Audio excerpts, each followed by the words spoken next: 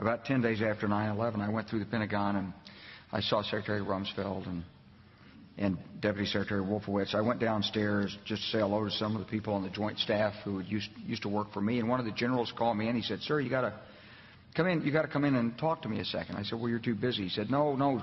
He says, "We've made the decision. We're going to war with Iraq." This was on or about the 20th of September. I said, "We're going to war with Iraq. Why?" He said, "I don't know." He said, "I guess they don't know what else to do."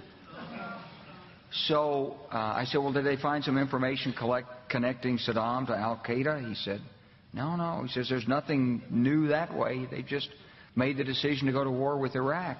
He said, "I guess it's like we don't know what to do about terrorists, but we've got a good military and we can take down governments." And he said, "I guess if the only tool you have is a hammer, every problem has to look like a nail."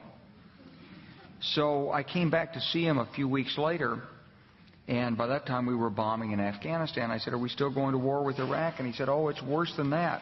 He said, he reached over on his desk, he picked up a piece of paper, and he said, I just got this down from upstairs," meaning the Secretary of Defense's office today, and he said, "This is a memo that describes how we're going to take out 7 countries in 5 years, starting with Iraq and then Syria, Lebanon, Libya, Somalia, Sudan, and finishing off Iran."